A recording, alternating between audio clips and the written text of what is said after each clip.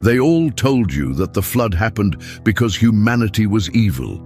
That is false. Or rather, it is only 10% of the truth. The other 90% is hidden in 3 Hebrew words that almost no one translates, in a verse that most preachers skip, and in a detail of Noah's body that they did not even teach you in Sunday school.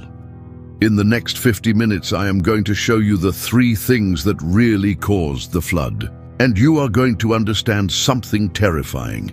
If Jesus said that his return would be like in the days of Noah, then those same 3 things are happening again, right now, while you watch this video, and most do not realize. Close your eyes a second. Imagine the last man alive outside the ark. The water reaches up to his chest. He climbed up to the highest peak he knew, but the peak is no longer there. There is only ocean, and in the distance a wooden box floating with 8 people inside.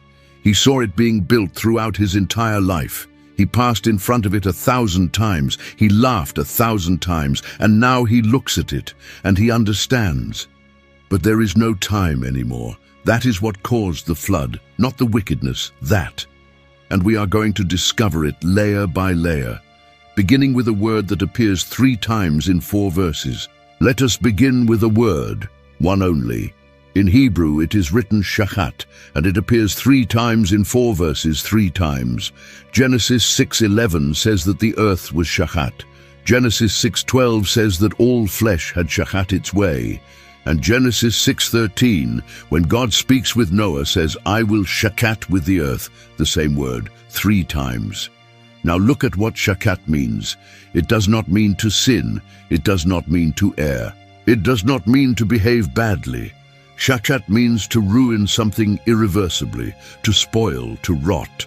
It is the word used when food decomposes and can no longer be eaten, when a fabric tears and can no longer be sewn, when a body corrupts and can no longer be brought back. That is shachat. And the Bible uses it 3 times in a row to say that the earth was not bad, it was rotten. And to clean something rotten, it is not enough to correct. You have to destroy, but we have not yet reached the strongest part.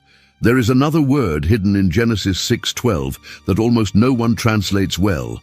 When it says all flesh had corrupted its way, in Hebrew it says kol basar, all flesh.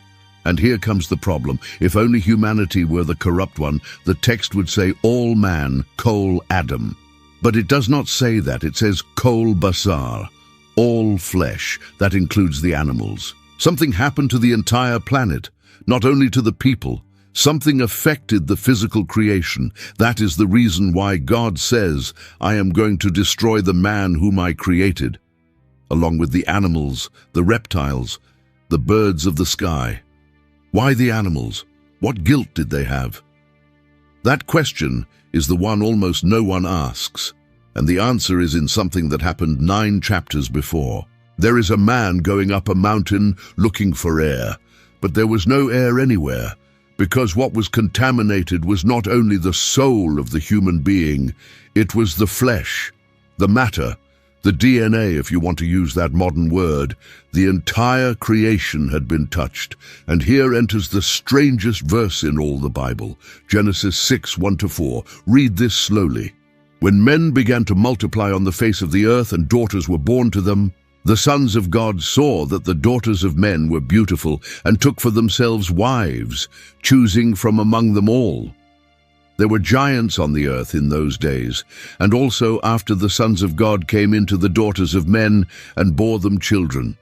These were the mighty men of old, men of renown, who are the sons of God. The church spent 2,000 years discussing it. There are 3 possible answers. The first says, they are the descendants of Seth, the righteous ones. The second says they are kings and rulers who pass themselves off as gods. And the third, the most ancient one, the one that the Jews of the 1st century maintained, the writers of Qumran, the early church fathers, says they are fallen angels, celestial beings who crossed a line they were not supposed to cross. Why does this matter? Because 2 letters of the New Testament, written 1,000 years later, return exactly to this point. and they say the same thing, and we will see that in a moment. But before, listen to this. Place yourself in that time. Not at the beginning, not at the end, in the middle. There have passed, according to the traditional chronology based on the Masoretic text, around 1,600 years since Adam. 1,600. Count your own family history. If your grandfather is 70 years old, that is 6 generations since the radio was invented. 1,600 years are 22 generations of 100 years each. And in that time, according to Genesis itself, people lived hundreds of years. Methuselah reached 969, Adam reached 930, Lamech reached 777. And that means one thing. The human population in 1,600 years was not small. Some Christian demographers calculate that there could have been millions of people alive just before the flood. Millions. And each one of those millions, says Genesis 6:5, had thoughts of the heart that were only continually evil. Not mostly, not frequently, only continually. There is a detail almost no one notices. That is the first time in all the Bible that God repents. The first. And it says that it grieved him in his heart. The eternal God, it grieved him. But the strongest part is still missing. If you think you already have the complete picture, wait, because what comes next reorganizes everything you understood up to now. We are going to talk about Tartarus. And yes, that word is in the Bible, 2 Peter 2:4. Listen to this. For if God did not spare the angels who sinned, but cast them down to hell and delivered them into chains of darkness to be reserved for judgment. Peter is talking about the flood. He says it very clearly in the following verses. And the word he uses for hell here is not Hades, it is not Sheol, it is not Gehenna, it is Tartaru, the Greek verb of Tartarus, the only place in all the Bible where that word appears. Tartarus was, in Greek mythology, a place deeper than Hades, a prison for titans, for beings who were neither humans nor common gods. And Peter, writing under inspiration, chooses that exact word to talk about what? About angels who sinned before the flood and who are chained right now, awaiting judgment. And in case Peter was not clear enough, Jude 6 reinforces it. The angels who did not keep their dignity but abandoned their own dwelling, he has kept under darkness in eternal prisons for the judgment of the great day. Abandoned their own dwelling. What dwelling? Heaven. Why did they abandon it? Jude does not say, but the following verse says it. As Sodom and Gomorrah and the neighboring cities, which in the same manner as those, having committed fornication and gone after strange flesh, were set forth as an example, in the same manner as those. Who are those? The angels of the previous verse. And here is where one stays staring at the screen and says, wait, wait, wait. Are you saying that there were angels who crossed a sexual line with humans? I'm not saying it. Jude is saying it. Peter is saying it. Genesis 6 is suggesting it. The book of Enoch is confirming it, which, although not canonical, was the cultural context in which Peter and Jude wrote. And in fact, Jude cites Enoch directly 4 verses later. Why did God repent of having made man? Because the human creation had been contaminated at a level that was not only moral, it was ontological, it was of nature. For that very reason, what came was not a correction. It was a cleansing.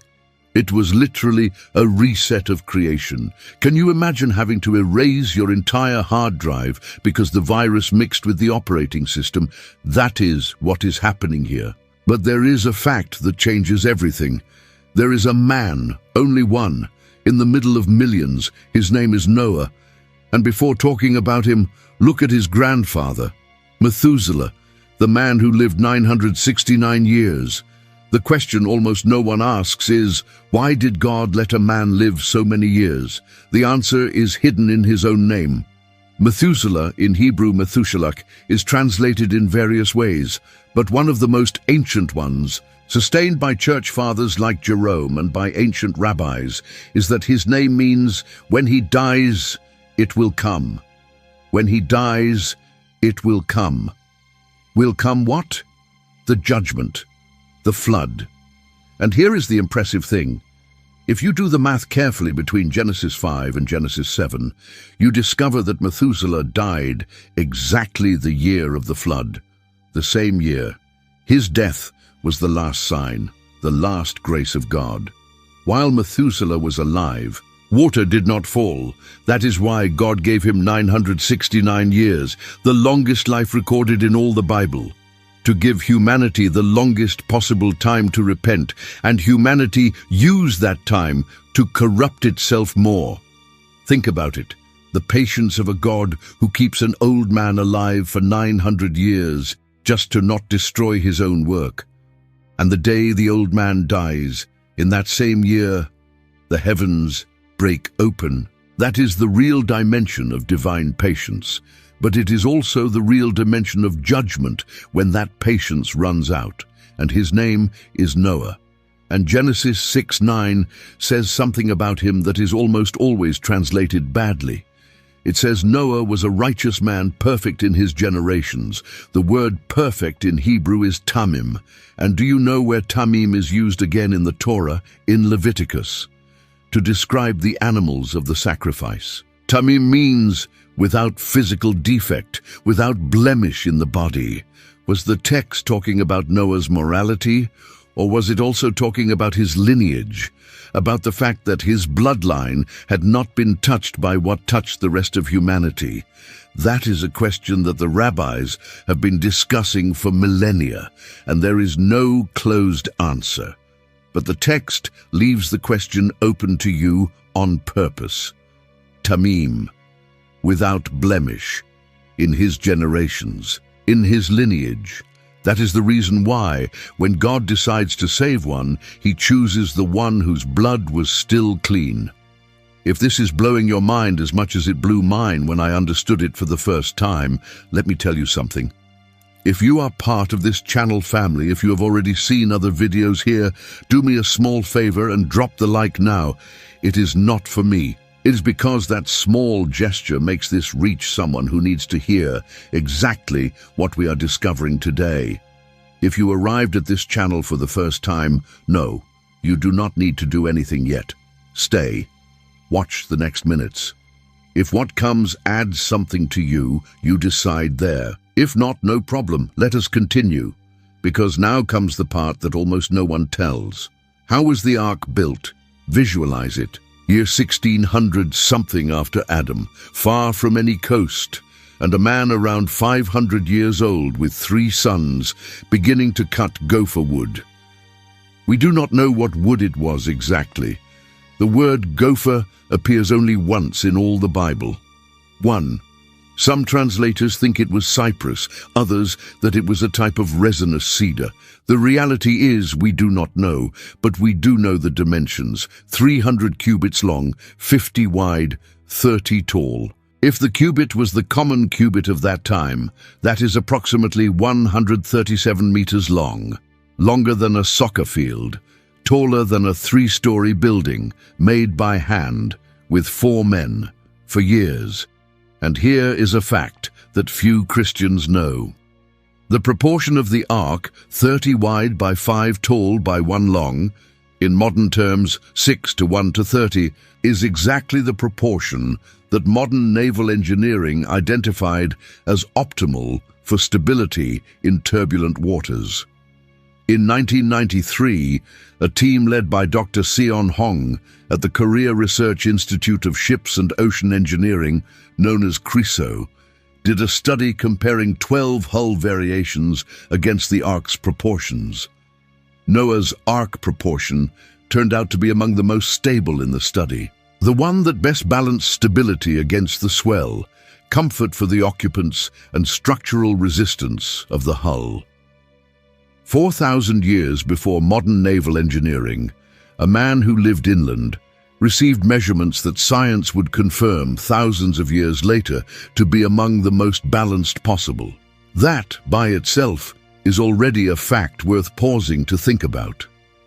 The Jewish tradition, based on the calculation between Genesis 5:32 and Genesis 7:6, says that Noah took around 100 years building.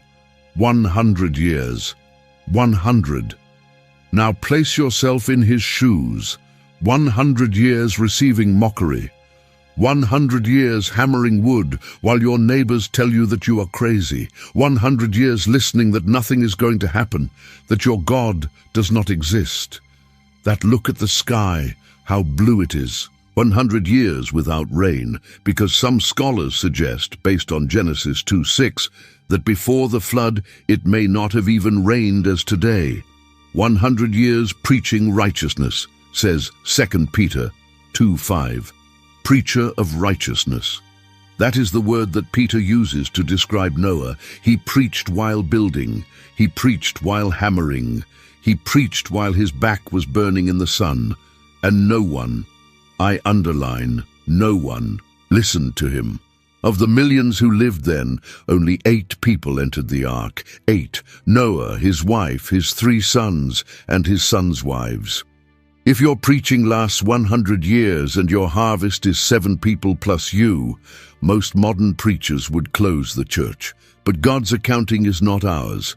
And here comes a heartbreaking detail. Look at what happens the day Noah enters the ark. Genesis 7:16 says, "And those that entered, male and female of all flesh entered, as God had commanded him. And the Lord shut him in." The Lord shut him in. Do you realize what that verse says? Noah did not shut the door. His sons did not shut the door. God himself came down and shut it. That means one thing: the door was open until the last second, until the last human being who decided not to enter. And when God shut that door, he shut it from outside, from the side where everyone else was.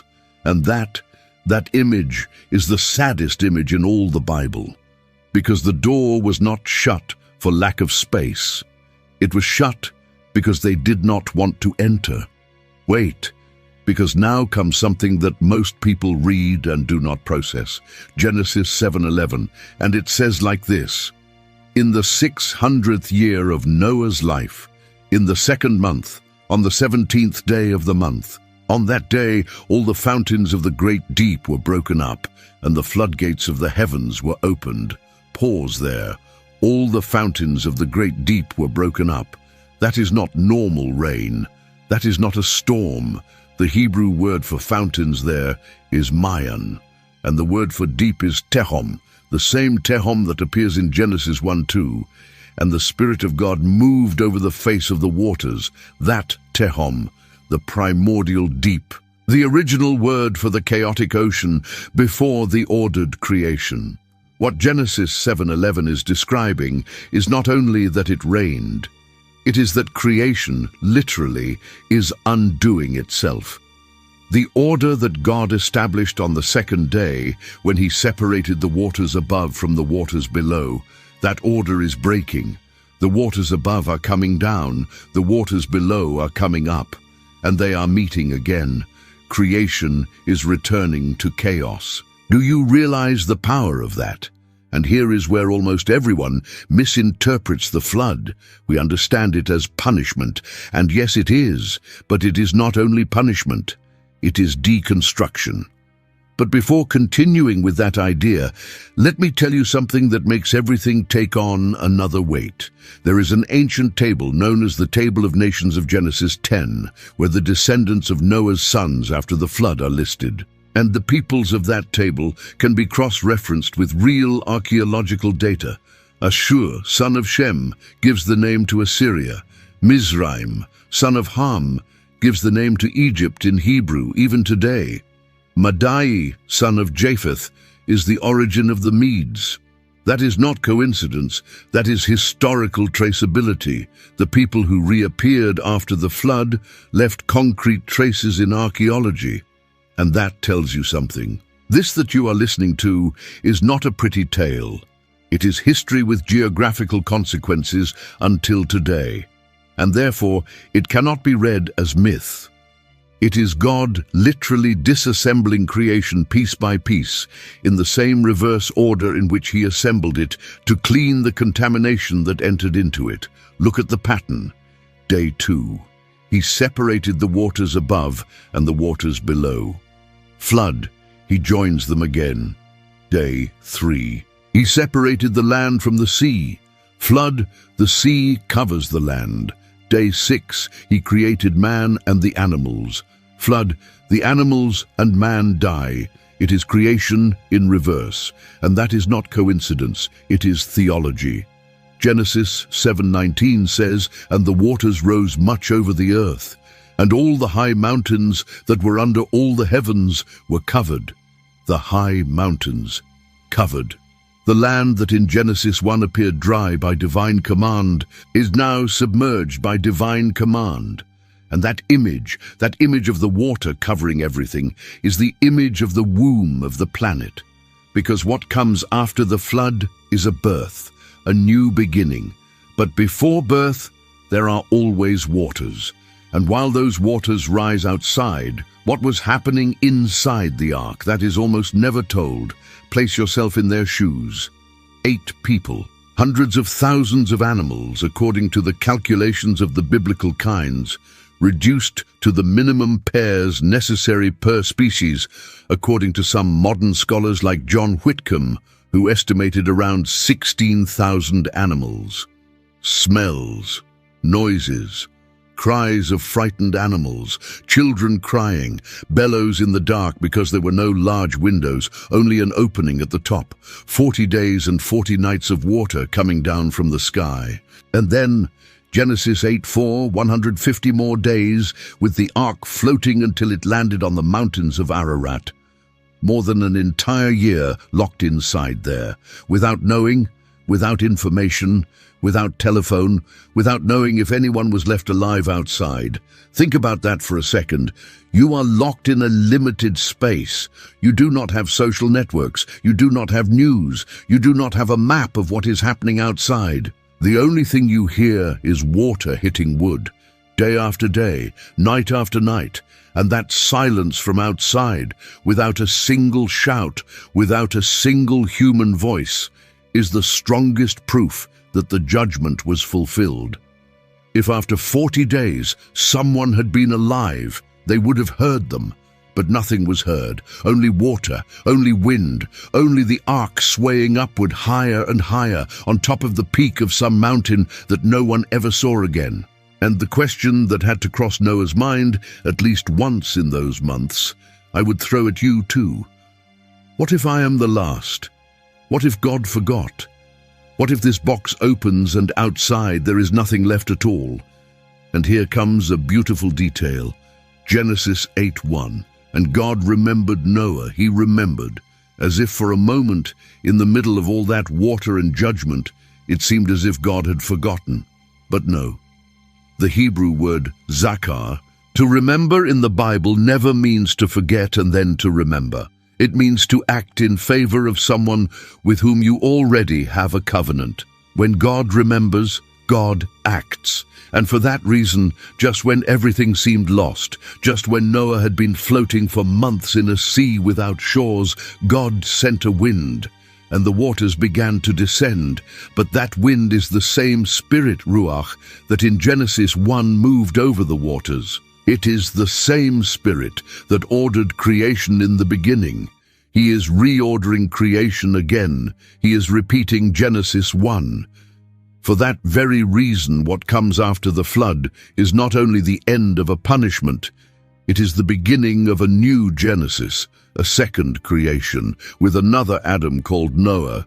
And to this new Adam, God gives a mandate almost identical to that of the first one: be fruitful and multiply, and fill the earth. The same words of Genesis 1:28, repeated in Genesis 9:1, reset. But between the flood and the reset, there is a scene that almost no one comments on, and it is one of the most beautiful, Genesis 8:8-12. Noah released a raven, and the raven did not return. Then he released a dove. The dove went and returned. Then he released it again, and the dove returned, this time with an olive leaf in its beak. And Noah understood. The waters were going down. There was life growing again, but notice the detail. An olive leaf. Do you know how long an olive tree takes to grow a new leaf? Months, years. What that leaf means is that enough time had already passed for creation to reorganize itself, that it was no longer ruin, that it was beginning to be earth again. That is the reason why, until today, in many cultures, the dove with the olive branch is the universal symbol of peace. Where did they get that symbol from? From here, from Genesis 8, from a dove that entered through the window of the ark with a leaf in its beak, and told Noah without words, "There is land, there is life, it is over, it is time to come out." And that dove is also a figure of the Holy Spirit. Luke 3:22. And the Holy Spirit descended upon Jesus in bodily form, like a dove, the same dove, announcing the beginning of something new. After the flood, new earth. After the baptism, new covenant. If you have made it this far, I have to tell you something. This is going to get stronger, because now comes the part that connects the flood with your life today. Do you know what Jesus said about the flood? Before showing you that, look at this fact that is going to leave you thinking. The civilizations of antiquity, separated by oceans and by thousands of years, all remember something. The Epic of Gilgamesh, written on Sumerian and Babylonian tablets long before the second millennium before Christ, tells of a hero named Utnapishtim, who builds a boat to survive a flood sent by the gods. The Chinese legend of Nuwa tells of a great inundation that destroyed almost all humanity. The Aztecs had the myth of Nene and Tata, a couple who saved themselves from the flood in a hollow trunk. The Australian Aborigines transmit orally for thousands of years the story of the Great Waters. The Mayans, in the Popol Vuh, tell of the destruction of the wooden men by an inundation. The Hindus have the story of Manu, the first man, saved by a fish that was the god Vishnu, while a great water covered everything. More than 200 cultures around the world, without contact among themselves, in different languages, have a flood account. Coincidence? If it were a single culture, it would be legend. If it were 2 or 3, it would be coincidence. But 200 cultures that share the same narrative core, with different characters but identical structure, is not legend. It is memory, collective memory of a real event. And the only narrative among them all that maintains complete theological coherence, without gods fighting among themselves, without chaos, with a morally just God sending a proportional judgment, is Genesis. The other cultures preserved the event. They distorted the theology, but the event they preserved. And that is not fiction. It is history hidden in myths. And because of that, when Jesus speaks of the flood, he is not speaking of a tale. He is speaking of the most remembered event of human prehistory. And he is using it as a warning. Matthew 24:37-39. This is what he said. But as in the days of Noah, so will the coming of the Son of Man be. For as in the days before the flood, they were eating and drinking, marrying and giving in marriage, until the day Noah entered the ark, and they did not understand until the flood came and took them all away. So will the coming of the Son of Man also be. Stop there.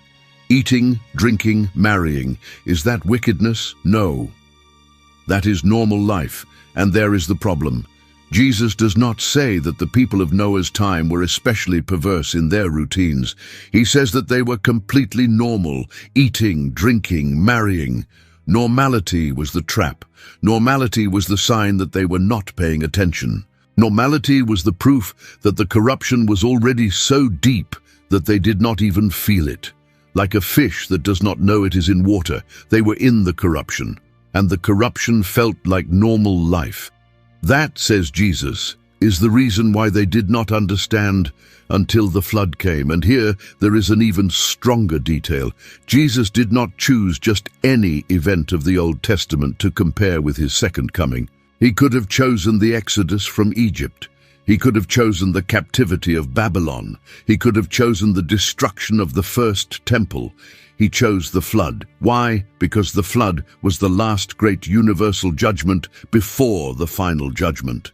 And because the flood has exactly the same characteristics that his return is going to have. It is sudden, it is total, it is definitive, and it separates those who entered from those who did not enter.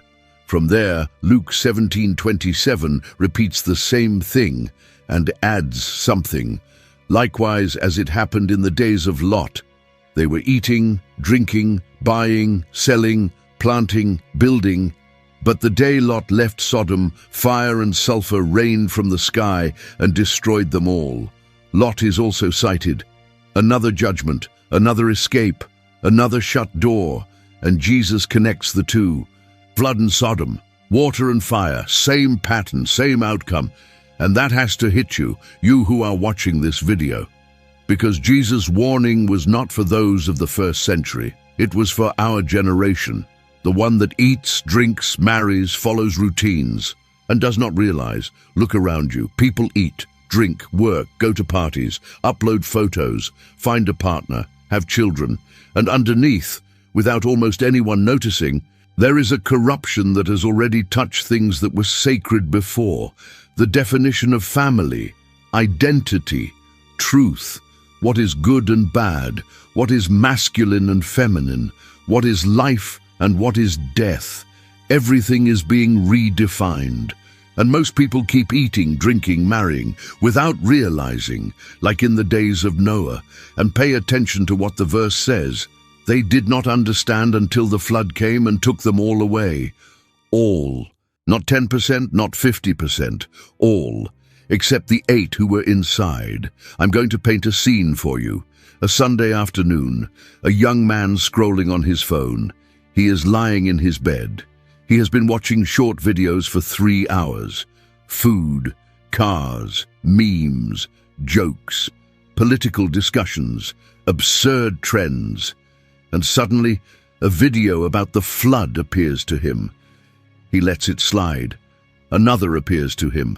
He lets it slide. A third appears. And this third one makes him pause and touches something in him. But the doorbell rings. A friend arrives. They go out to eat. They laugh. They return. They sleep. Monday at work. Tuesday with the girlfriend. Wednesday the routine. And he forgets about it. The warning that spoke to his heart on a Sunday was forgotten on Monday. And 1,000 weeks later, he still has not entered the ark. Because routine eats warnings.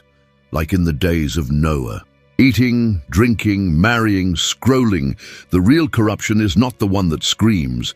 It is the one that creeps in little by little while you look the other way. Close your eyes for a moment. Visualize this. A hospital room. There is someone there, connected to tubes. Conscious, but with hours left. And suddenly, in the middle of the beep of the machines, that person asks himself if his life was worth it. If what he did mattered, if anyone is going to remember him. And there, in that silence, the only thing left is God. The only thing, not the bank accounts, not the followers on networks, not the achievements, only God. And every person who died in the flood had that moment, each one. Before the water covered them, they climbed up to the peaks. They searched for air. They clung to their children. And at some moment, in the last second, they looked toward the ark that was floating in the distance. And they understood, late, but they understood. The door had been open 100 years, and they had passed in front of it 1,000 times, laughing, and they never entered. But there is something more, something that almost no one tells you. Do you know that the word ark, teva in Hebrew, only appears twice in all the Bible with that meaning? Only twice. The first is this, the Ark of Noah. The second is the basket where Moses' mother placed her baby and let him float in the river Nile. The same word, teva. And in both cases, what does the teva do? It saves a life in the middle of the water of judgment. In the Nile, the Hebrew babies died drowning by order of Pharaoh. The teva of Moses delivered him. In the flood, all of humanity died drowning by the judgment of God. The teva of Noah delivered them. And that is theology, because every teva in the Bible is an image of Christ. It is the place where you enter and the water of judgment does not touch you. It is the hiding place. It is the refuge. And Peter says it very clearly in 1 Peter 3:20 and 21. When once the patience of God waited in the days of Noah, while the ark was being prepared, in which a few persons, that is, 8, were saved through water. The baptism that corresponds to this now saves us. Do you realize? The ark prefigures baptism. Baptism prefigures salvation in Christ. And Christ is the true ark. If you enter, the waters of judgment do not reach you. If you stay outside, no matter how high you climb, no matter how high the peak is, the water is going to arrive. But I have not yet told you the most impressive thing. There is something at the end of the flood that almost no one notices. Genesis 8:20. And Noah built an altar to the Lord, and took of every clean animal and of every clean bird, and offered burnt offerings on the altar. And the Lord smelled a soothing aroma. And the Lord said in his heart, I will not curse the ground any more on account of man, for the intent of man's heart is evil from his youth. Pause. Real pause there. Reread it slowly. God says, I'm not going to destroy the earth anymore on account of man. Why? Because man's heart is evil. Wait, the reason why God is not going to destroy is the same reason why God destroyed? Yes, exactly. And that is one of the most profound paradoxes in all the Bible. Before the flood, God destroyed because the wickedness of man was great. After the flood, God promises not to destroy anymore because the wickedness of man is from his youth. Wickedness did not leave with the flood. The flood did not cure the human being. The flood only cleansed the cosmic dimension of the corruption, but the human heart continues being evil. And God knows it. And for that reason he decides to deal with the problem from another angle, no longer from outside with water, but from inside, with a sacrifice. The smoke of Noah's sacrifice rises as a soothing aroma, and God decides to change strategy. The strategy will no longer be to destroy. The strategy will be to redeem. And thousands of years later, that soothing aroma of a sacrifice is going to repeat. But no longer of a lamb, but of a man, on a cross, on Mount Calvary. And that aroma is also going to rise. And God is also going to perceive it. And by that sacrifice, the final judgment will not fall on those who are inside. And now look at this, Genesis 9:13. I have set my bow in the clouds, which will be a sign of the covenant between me and the earth. The rainbow. But before talking about the rainbow, notice one thing that almost no one highlights. The covenant that God makes after the flood in Genesis 9 is not only with Noah. Read it slowly. Genesis 9:9 and 10. Behold, I establish my covenant with you and with your descendants after you, and with every living being that is with you, birds, animals, and every beast of the earth that is with you. Covenant with every living being. Not only with humanity, with the entire creation. That is why they call it the Noahic covenant, and the rabbis identify 7 universal laws of the Noahic covenant that apply to all the children of Adam, not only to the Jews. This means one important thing. After the flood, God does not abandon creation. He commits it with a cosmic covenant, and that is the basis of all universal ethics until today. The prohibition of murder, of theft, of violence, all of that comes from the Noahic covenant, and almost no one knows that they are reading, without knowing it, the most ancient contract of human civilization. But the Hebrew word is not only decorative bow, it is keshet. And keshet in Hebrew means weapon, specifically war bow, the thing with which arrows are shot. Do you realize what God is doing? He is hanging his war bow in the sky, pointing upward, toward heaven, not toward the earth. It is like a soldier who hangs his weapon on the nail of the wall. It is a visible promise. I'm not going to use this against you again, and until today, when it rains and the sun comes out, that bow appears in the sky, and almost no one knows what it means. But every rainbow you see is a declaration of God telling you, the water is not going to return. The cosmic judgment has already passed. I am waiting, but I am waiting with patience, and my weapon, I have it stored away. There is something even more profound here. Did you realize that this entire story, read in a certain way, is not a story about water? It is a story about limits. What happens when the celestial beings cross the limit? Flood. What happens when humanity crosses the limit of morality? Flood. What happens when creation crosses the limit of order? Flood. The whole story is about limits, and God responding to the crossed limits with proportional consequences. But that response changed. After the rainbow, God decided to contain his judgment, to wait, to bear with, and that is the era of patience. The era in which you and I live.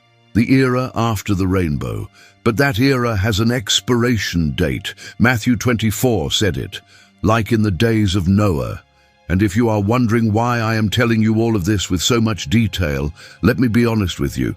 If you reached this point of the video, you are no longer someone who passed by here casually. You are someone who is paying attention. And for that reason, I want to ask you one thing. If this that you are hearing today is moving something inside you, do not keep it to yourself. Put a like on this video. May it reach more people who need to remember what happened in the days of Noah. And if it is the first time you arrive at the channel, no, easy, I'm not asking you anything yet. Stay. Watch the next minutes. If what is coming adds something to you, you decide there. If not, no problem. Because a question is coming that you have to answer yourself. Which side of the door are you on? And to answer it well, you need to see something more. Something from the book of Hebrews that hits like a sledgehammer. Hebrews 11:7. By faith, Noah, when he was warned by God about things that were not yet seen, in fear prepared the ark in which his house would be saved. And by that faith he condemned the world, and was made heir of the righteousness that comes by faith. Stop. Reread it slowly. By his faith he condemned the world. How is it that Noah condemned the world? Not with sermons, not with shouts, with a work, with an ark. Every time Noah hammered a nail, that work was a silent preaching. Every cutboard was a sermon. Every year that passed without anything happening and Noah continued building was a testimony. And the people saw it. And the people decided not to enter. And that act of not entering was the condemnation that they themselves signed. Noah did not condemn anyone with words. His faith condemned them.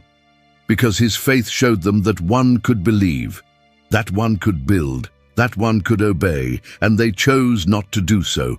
And here comes one of the strongest images you're going to find in all the Bible. Visualize the future generations. Visualize Shem, son of Noah after the flood, telling his grandson, and his great-grandson, and his great-great-grandson, "Look, son, it was like this. The earth filled up. It rained 40 days. The waters covered the mountains. They all died. Remember that Shem lived 600 years after the flood. 600. That means that when Abraham was born, Shem was still alive. The accounts add up. Shem and Abraham knew each other. And possibly Shem told Abraham the story of the flood in first person. Look, Abraham, my father Noah built the ark. I entered with 8 souls. I saw the waters rise. I heard the cries from the other side of the door. I felt the ark trembling. For that reason, it is Noah who is named in Hebrews 11 alongside Abraham, alongside Moses, alongside the great heroes of faith. Because Noah is the first man who believed in things that were not yet seen, by faith. that same faith that is asked of a Christian today, to believe in things that are not yet seen, like the return of Christ, like the final judgment, like the new heaven and the new earth. But there is one more detail I have to tell you, and it is one of the most disturbing. Pay attention to what Genesis 6:3 says. And the Lord said, "My spirit shall not contend with man forever, for he is indeed flesh, but his days shall be 120 years." Many people read this verse and think that God is reducing the maximum age of the human being to 120 years. And well, in part, yes, but there is another interpretation, and it is the one that the church fathers and many rabbis sustained. God was giving a deadline, 120 years. 120 years to repent before the flood, 120 years in which Noah was preaching, 120 years in which the door of the ark, although not yet physically finished, was already spiritually open. 120 years. And no one, I underline, no one, took advantage, except Noah and his family. And here is the mirror. You are going to see it. If Matthew 24 says that it will be like in the days of Noah, then there is a deadline open right now. A deadline that you do not know how long it lasts, but it is running. The door of the true ark, which is Christ, is open, but one day it is going to be shut. And when it is shut, the church is not going to shut it. The preacher is not going to shut it. God himself is going to shut it, like in Genesis 7:16. And the Lord shut him in. And from the outside, no matter how hard you knock, it is not going to open. That terrifies you. I know. It terrifies me too. But the difference is that today, right now, while you listen to this video, the door is open. Today. Not tomorrow, today. And the only response you have to give is to enter. Pay attention to what Revelation 11:18 says, speaking of the final judgment. And the nations were angry, and your wrath has come, and the time of judging the dead, and of giving the reward to your servants the prophets, to the saints, and to those who fear your name, to the small and to the great, and of destroying those who destroy the earth. Return to that final phrase, destroy those who destroy the earth. The Greek word there is phtheiro, which is the direct equivalent of the Hebrew shachat of Genesis 6. The same word. The wheel turns. What happened with the flood is going to happen with the final judgment, but this time it will not be with water. 2 Peter 3:7 says it expressly. But the heavens and the earth that exist now are reserved by the same word, kept for fire. For the fire. The promise of the rainbow is fulfilled. God will not use water again, but the judgment still stands, only with another element. That is why this video is not about rain. It is not about an ark. It is not about animals. It is about you and about me. And about the most urgent question that a human being can ask himself. Which side of the door am I on? Am I inside or outside? Because the door does not feel shut until it is shut. The people who drowned in the flood did not feel the door shut. They felt the water rise, but the door had already been shut for days. The door had shut without noise, without trumpets, without warning. God shut it in silence.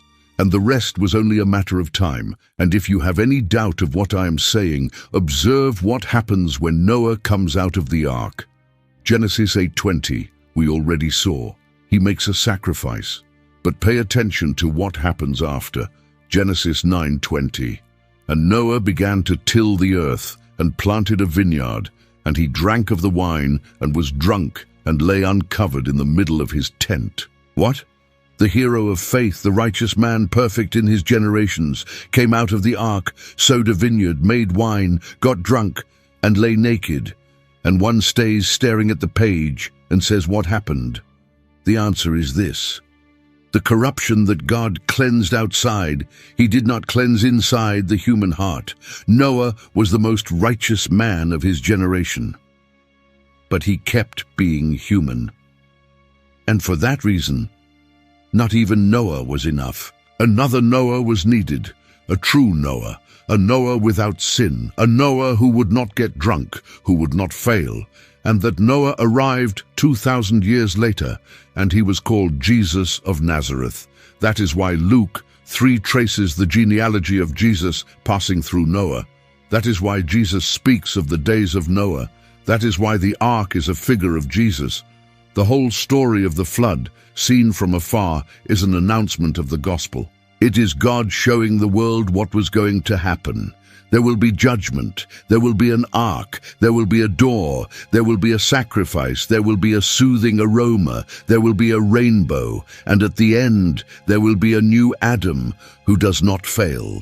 And to think that all of that is hidden in 4 chapters of Genesis, 4 chapters that most Christians read superficially as if it were a children's tale about a man with a beard and many little animals.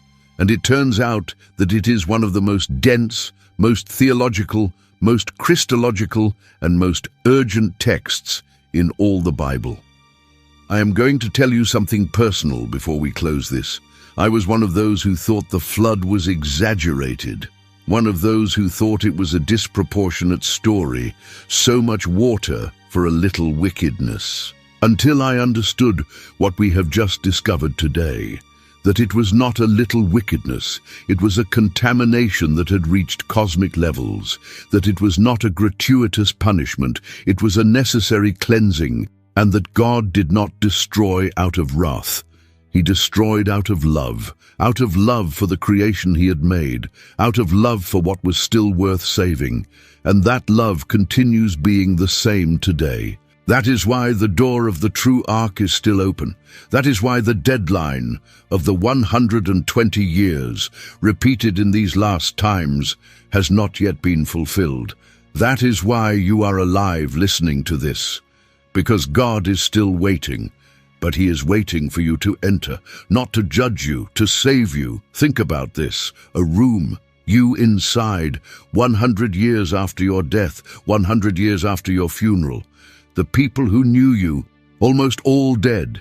Your name, almost forgotten. And a question was what you did with your life worth it? That question Noah answered. He made an ark. He saved his family. He preached 100 years. And 4,000 years later, we are still talking about him. Hebrews 11 still names him. Jesus still cites him. And the rainbow keeps coming out in the sky every time it rains. What would you answer to that question today? What ark are you building? And here is the last detail I have to tell you, because if I do not tell you, this whole video remains incomplete. Pay attention to Genesis 6:8. But Noah found grace in the eyes of the Lord. That phrase, read it again, found grace. The Hebrew word is chen, and it is the first time in all the Bible that the word grace appears. The first. And it appears in the middle of the judgment, in the middle of the corruption, in the middle of the warning of cosmic destruction. Grace appears like a flower in the middle of the concrete.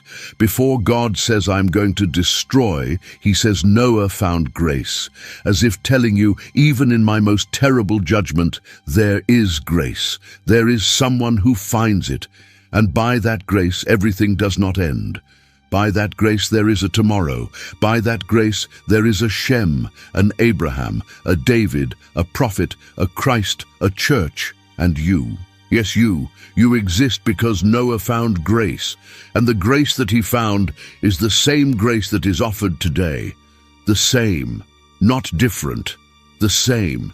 It is available, it is open, it is waiting. And now look at the water again. That man on the peak, searching for air, looking toward the horizon, and in the distance, in the middle of the new ocean, a box floating, a box with a shut door, and inside 8 people alive. And he goes. The peak disappears, the man disappears, the water rises, and there is silence. A silence that lasts 150 days. Only water, only wind, only an ark floating, and a man inside, and a promise, the promise that this is not the end, the promise that there is a tomorrow after the water, and the promise that God, although he destroys, also remembers. And while you are watching this video, somewhere in your life, there is a water rising. Maybe it is a crisis, maybe it is a pain, maybe it is a decision you do not want to make, maybe it is a truth you have been avoiding. And the question is, what ark are you building? In what are you putting your faith? In your strength, in your intelligence, in your luck, in your high peak? Because I warn you, the high peak does not save. The only thing that saves is to enter. And the only door that leads to salvation has a name, and it is called Christ. He is the teva, he is the ark, he is the door, and it is open today, not tomorrow. But there is something more. And this is the fact that no one tells you. Read what Peter wrote in 1 Peter 3:18-20. Christ suffered once for sins, the just for the unjust, to bring us to God, being indeed put to death in the flesh, but made alive in spirit, in which also he went and preached to the spirits in prison, who in another time disobeyed, when once the patience of God waited in the days of Noah. Pause. Christ, after dying, went and preached to the spirits in prison. Who are the spirits in prison? The same ones that Peter mentioned in 2 Peter 2:4. The angels who sinned in the days of Noah. Christ went down to Tartarus and preached to them. To save them? Some theologians believe yes. Others believe he only proclaimed his victory.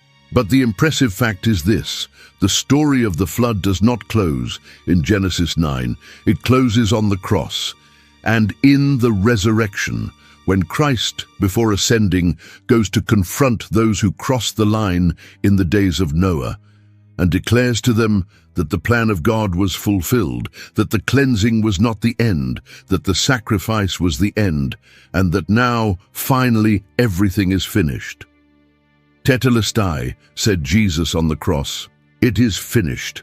The same word that was used in the commercial receipts of the 1st century, paid in full. And that word closes a circle that began 4,000 years ago when a righteous man built a wooden box to save 8 people from the water. 4,000 years later, another righteous man built a wooden cross to save millions from the fire. And between the two men, there is a bridge. And that bridge is you. If you enter, you save yourself. If you stay outside, no. And I'm going to end with an image you have to take with you in your head.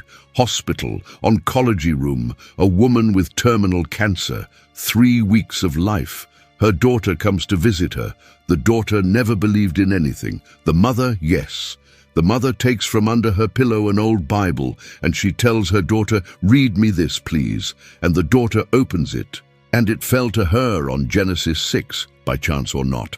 And the daughter begins to read, and upon reaching verse 8, Noah found grace in the eyes of the Lord. The mother closes her eyes and tells her daughter, "There it is, my daughter.